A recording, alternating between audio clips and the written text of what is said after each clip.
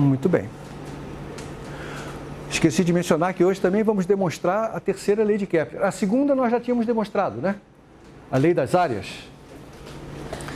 A lei das áreas já tinha sido demonstrada. Vamos lembrar disso? Nós temos... O que a gente está fazendo, a gente está considerando uma massa maior do que a outra, que é muito maior que a outra, né? Na verdade, isso tudo que eu fiz pode ser aplicado a qualquer situação onde haja dois corpos sob a ação de força central. Se os corpos são quaisquer e suas massas são comparáveis, então o centro de massa, que é esse ponto aqui, né, ele não coincide com nenhuma das massas. Mas o caso de maior interesse está quando uma dessas massas é muito maior do que a outra, porque aí o centro de massa praticamente coincide com a posição do objeto de maior massa. É o caso, por exemplo, do Sol com um planeta, né? Então, esse ponto aqui, o ponto focal, ele coincide com a posição do Sol, nesse caso, né? Casos em que as massas são comparáveis são mais complexos de se analisar, porque aí ambas as massas estão em movimento, né? E aí esse centro de massa já não tem mais uma cara tão nítida. Você pode imaginar, se eu tenho, por exemplo, duas massas iguais, esse é um caso curioso. Se eu tenho duas massas iguais, o que vai acontecer? Você vai ter esses dois objetos em órbita em torno do seu centro de massa, de tal maneira que eles estejam sempre diametralmente opostos, né? Então, enquanto um descreve uma elipse como essa, o outro vai descrever uma elipse simétrica, né? É o caso, por exemplo, do que acontece em estrelas binárias. Você tem estrelas binárias, quer dizer, são objetos compostos por duas estrelas. Se as massas delas são da mesma ordem, então as duas descrevem movimentos elípticos, órbitas limitadas em torno do seu centro de massa, de tal maneira que o centro de massa fique sempre no mesmo lugar. Sim, eu estava falando, nós já provamos a segunda lei de Kepler. Deixa eu relembrar que nós mostramos que a taxa com que as áreas são varridas, ela é proporcional ao momento angular, né? Ela é L sobre 2 vezes a massa reduzida. Daqui a gente tem direto a terceira lei, porque se essa é a taxa com que as áreas são varridas, para que a área total da elipse seja varrida, é necessário que seja executada, portanto, uma órbita completa, vai ser o período desse movimento. Então, vamos usar aqui uma letra para o período. Qual é a letra que eu usei? Usei a letra tal, para o período da órbita. Então, se eu multiplicar a taxa com que a área é varrida pelo período, então eu vou ter a área total da elipse. É isso? Então, L sobre 2000 vezes o período tem que dar a área da elipse. Mas como é que se calcula a área da elipse?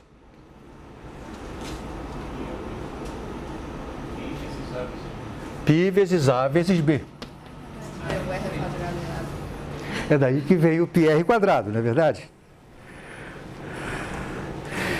Então, o A e o B eu já obtive lá, relacionando com essa constante C, né?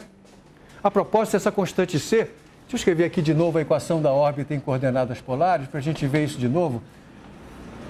Essa constante C também tem uma interpretação interessante, porque ela é o tamanho do raio do vetor posição quando o ângulo φ for π sobre 2.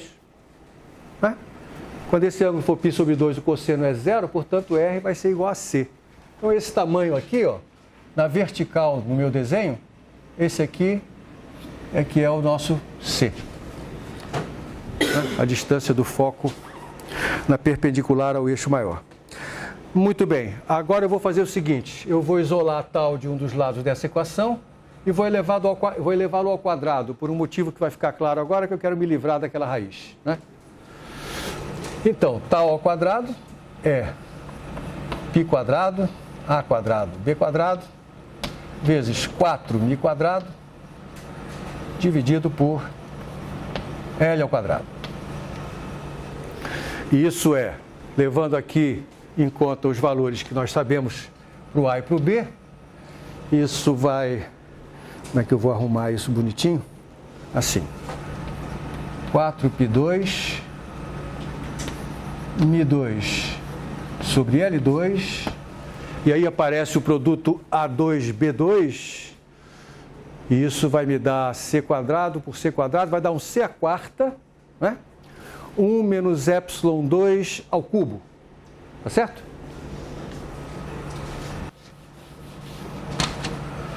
Então, vou deixar o A ao quadrado aqui e vou substituir só o B, que é C² sobre 1 menos ε ao quadrado.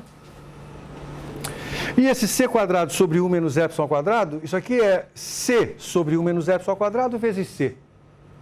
A C sobre 1 menos ε ao quadrado é o A de novo. Então, a gente obtém o período ao quadrado é 4π2 massa reduzida ao quadrado sobre L ao quadrado vezes C vezes A ao cubo. O C é o L² sobre γ-mi, né? Então, onde tem C, eu vou fazer aparecer L² sobre γ-mi. E o L² vai embora, o mi vai embora, um dos mi vai embora. Finalmente, período ao quadrado é 4π² massa reduzida sobre γ ao cubo. Isso que aqui está é uma constante, né? Eu acabei de provar que o quadrado do período é proporcional ao cubo do semi-eixo maior da órbita, que é a terceira lei de Kepler. No caso gravitacional, você tem esse γ, G, eu vou chamar de m grande a massa do Sol, de m pequeno a massa do planeta. Isso aqui é m grande, m pequeno. A massa reduzida, vamos lembrar, é o produto das massas dividido pela soma das massas. No caso, outra vez, Sol e planeta, a massa do Sol é muito superior à massa do planeta, de modo que eu posso desprezar esse mzinho em presença do mzão. Isso aqui é aproximadamente igual à massa do planeta. E, portanto, no caso gravitacional, teremos esse período ao quadrado aproximadamente igual a... Eu vou dividir mi por γ. Então, o m, a massa do planeta, some. Fica apenas esse G grande e m grande embaixo. 4π2 sobre G grande, m grande ao cubo. O que me dá aqui uma outra maneira indireta de você medir a massa do Sol. Eu posso, por exemplo, medir o período de um planeta e o tamanho do seu semi-eixo maior, e inverter essa equação para obter a massa do Sol. No caso em que as duas massas sejam muito diferentes, aí eu faço uma aplicação que é determinar o período de um satélite em órbita rasante da Terra, né? Órbita rasante é uma coisa que a gente não consegue fazer na prática, é uma órbita na qual esse satélite está fazendo cosquinha na superfície do planeta, né? Não consegue fazer isso porque aqui tem força dissipativa mesmo, não tem jeito, né? Então, mas é interessante a gente ver o que resulta daqui. Então, nesse caso, o R pequeno é o raio da Terra, chamar ele simplesmente de R grande. Nesse caso, é uma órbita circular, portanto, o semi-eixo maior coincide com o raio da órbita, e nós vamos ter que o período vai ser dado por, vou escrever ao quadrado primeiro, 4π2 sobre Gm, raio da Terra ao cubo. Aí aqui é a massa da Terra, né? Que nesse caso é a Terra que tem a massa maior, o satélite tem massa pequenininha. E aí, na verdade, essas quantidades aqui, G, M e R, estão relacionadas com a aceleração da gravidade. A aceleração da gravidade local, ela é G grande, M grande, sobre R ao quadrado. Portanto, esse período é 4π2 R sobre G pequeno, e, portanto, o período é 2π raiz de R sobre G. Que é curioso esse resultado, porque isso aí seria o período de um pêndulo simples, cuja haste tivesse o comprimento do raio da Terra, oscilando num campo gravitacional uniforme igual ao campo terrestre. 2π raiz de L sobre G, né? Mas não tem nada a ver uma coisa com a outra.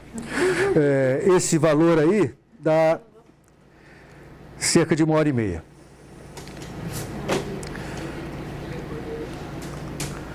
É o tempo que o satélite rasante levaria para percorrer isso, para percorrer o perímetro da Terra, né? Que seria o tamanho da órbita.